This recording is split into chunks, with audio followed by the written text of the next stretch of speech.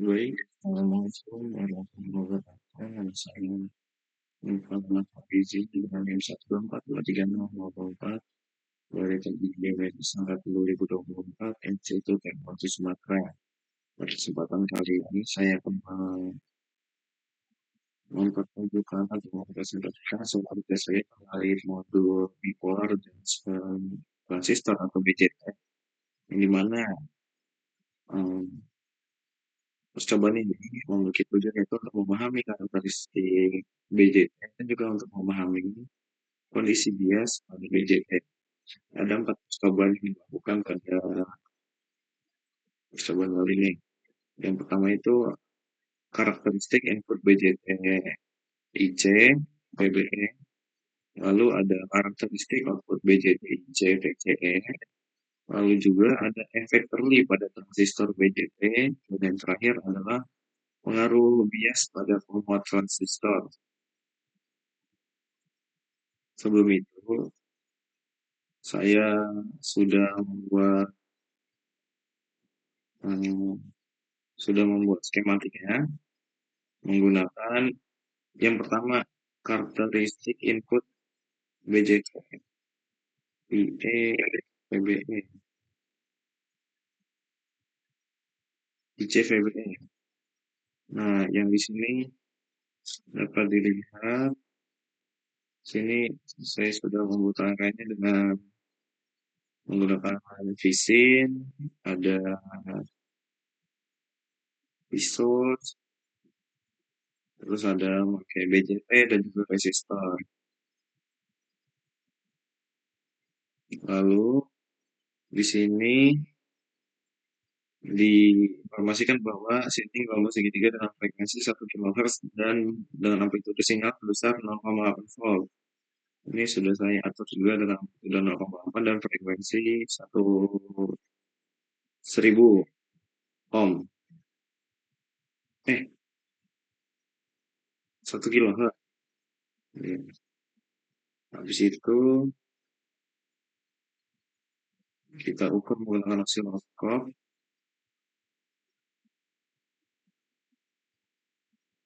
yang dimana prob positif channel ke titik B.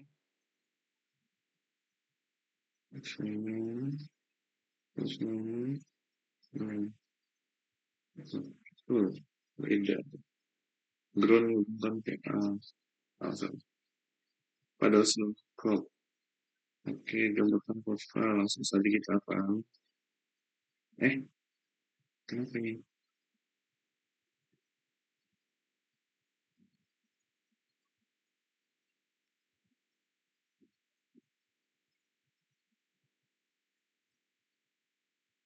Ya, terus aja dulu.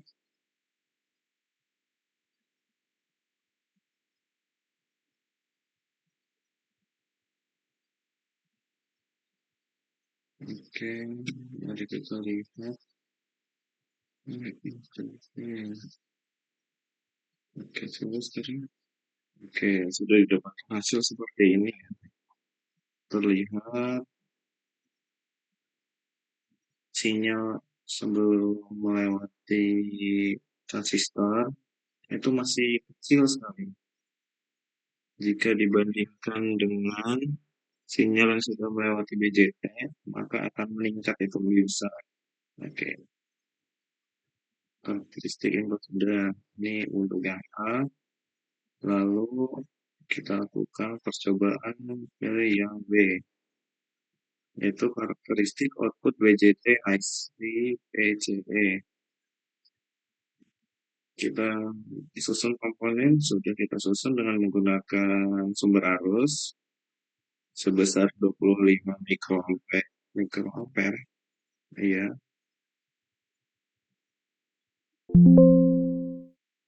Terus ada BJT, ground di sebelum resistor, lalu ada resistor dengan nilai 82 ohm, dan visin yang disesuaikan dengan yang di modul itu dengan menggunakan frekuensi 1000 Hz dan amplitude sinyal sebesar 12 ppps. Sudah disesuaikan. Lalu sambungkan ke osiloskop kopling DC. Sambung ke osiloskop.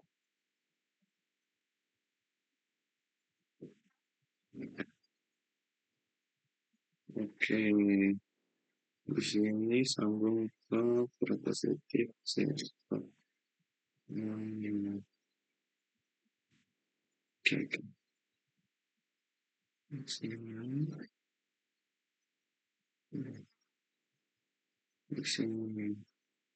Lalu kita coba simulasi ya. Dapatkan hasil seperti ini. Yang dimana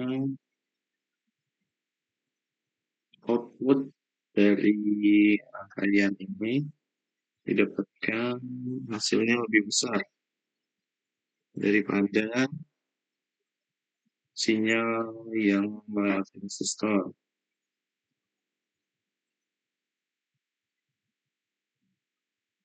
Ini 5, kita tadi 5 juga. Dapat dilihat perbedaannya. Hmm, semacamnya. Oke. Jadi seperti inilah kelihatannya. Nilai tegangan PCM menggabungkan kurva polarizasi tegangan basis emitter. Ubah nilai IB. Ini katanya skala X pada nilai 1 V 1 dan skala Y pada nilai 0,5 begini kelihatannya. Lalu dengan coping DC dan aktifkan mode invert begini. Oke, nilai tegangan PCN0 turun yang kalkulasi agak di bawah persimpangan jelas. Ini, hmm, ini bentukannya ya. Jadi, segini lah. Kelihatannya seperti ini.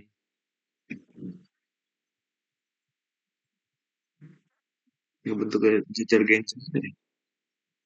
Tuh.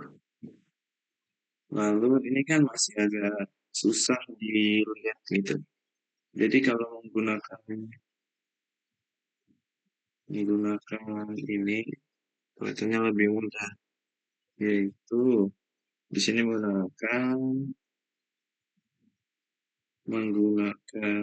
pin atau probe dari DC, lalu ini DC juga, tapi yang di sini menggunakan current source dan dapat hasil seperti ini.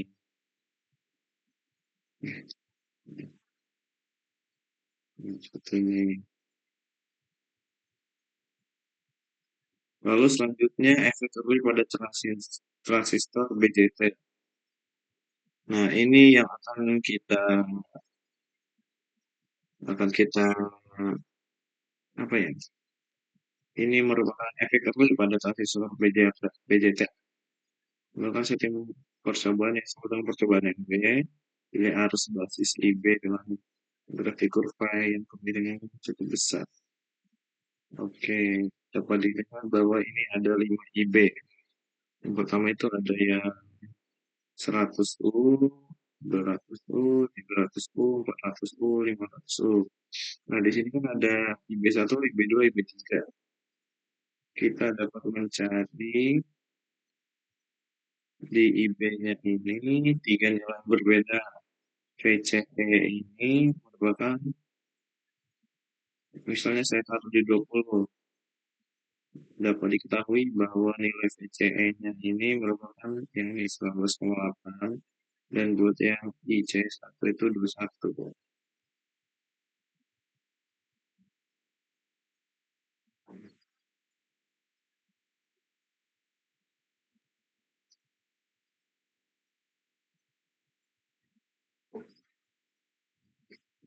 Iya VCE, yang ini VCE, yang ini IB, yang ini baru IC1. Nah, karena di sini ada IC1 dan IC2, juga ada IC1 dan IC2, maka di antara grafik ini kita ambil dua dua jarak lah yang berbeda, dua titik.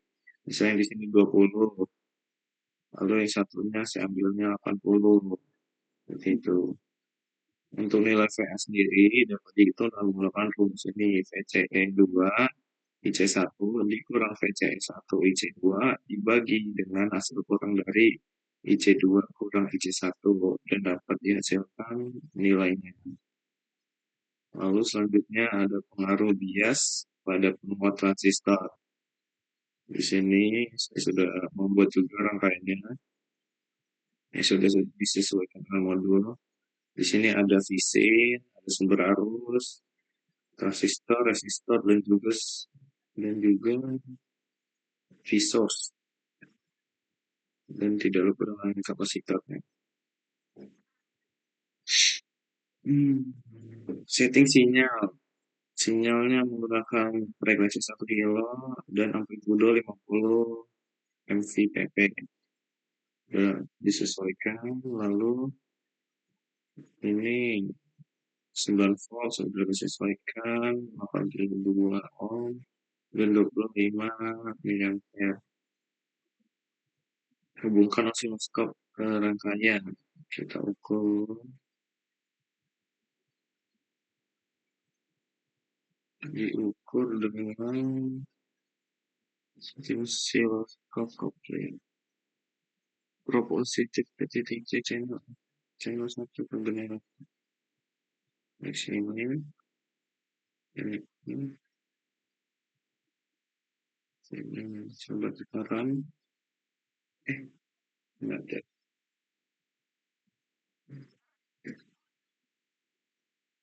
Dapat dilihat nih hasilnya seperti ini.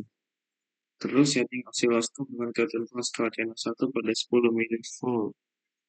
10 mili.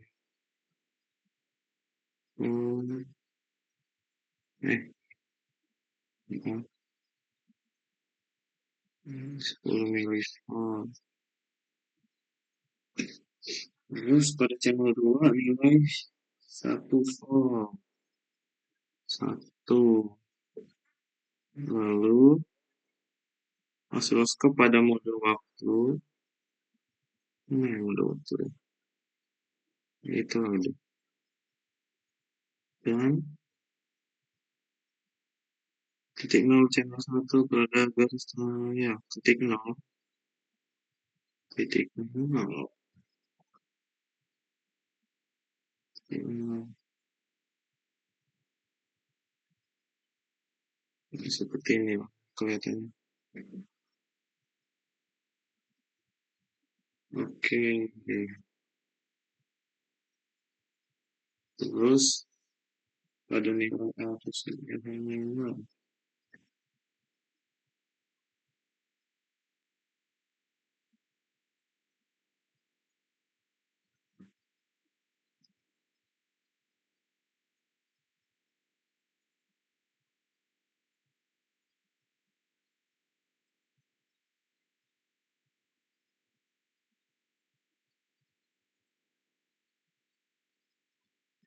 Oke, udah dapet kayak gini.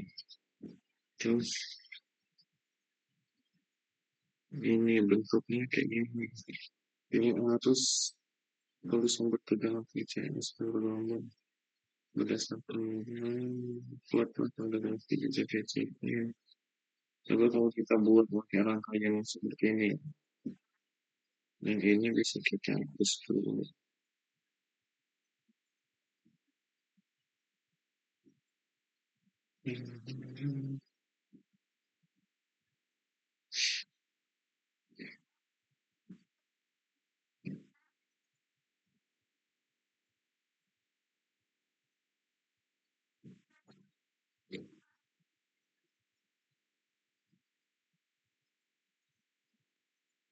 Kita pakai bentuk yang sama ya. Pakai kapasitor dulu. Kita coba dulu. Di situ resistor, di situ kapasitor, di sini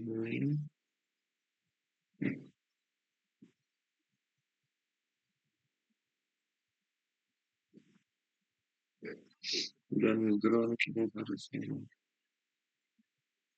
dan di sini pakai basic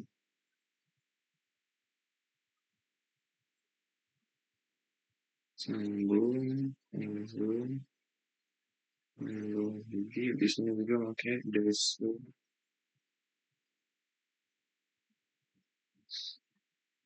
Jadi itu kita sesuaikan nilainya dengan 82 ohm. Sini 25, aduh enggak, sini 25, 25 mikrofarad. Habis itu di sini juga kita sesuaikan current source. Ini SIM ya, lupa, lupa. Ini SIM, kita harus ini ada ujung ada amplitudenya 50, frekuensinya 1000, dan juga namanya pakai current source.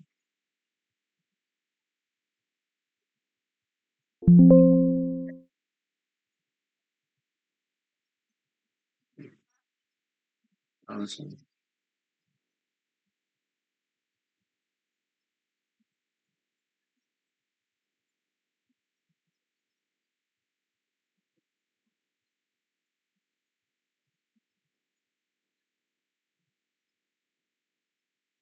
seperti ini. Aduh,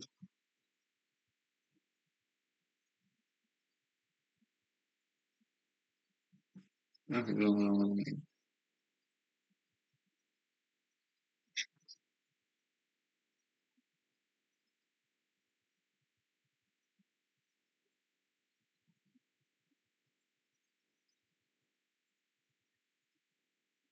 seperti ini.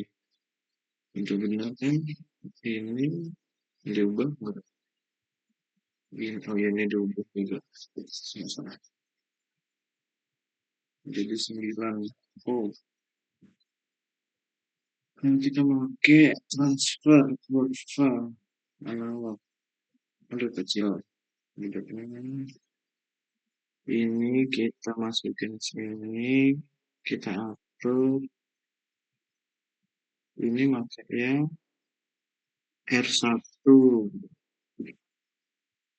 R1, ini C2, ini kita atur jadi 10, dan ini 5. Enggak, itu kayak gini ya. Dapat hasilnya kayak gini juga. Terus tabel isinya dapat diisi dengan data yang kita dapatkan tadi ya. Terus contoh IB, IC, daerah aktif, daerah saturasi itu di mana dia bentukannya tuh kayak begini, tapi dari saturasi itu pas dia masih di sini belum stagnan ke atas. Kalau daerah aktif itu saat dia udah mau stagnan, lurus, bukan pas pada fase ini. Saturasi itu fase yang lurus ini, daerah aktif itu pas sudah mulai aktif resistornya, daerah cut off ya sudah lanjut terus gitu. Oke mungkin segitu.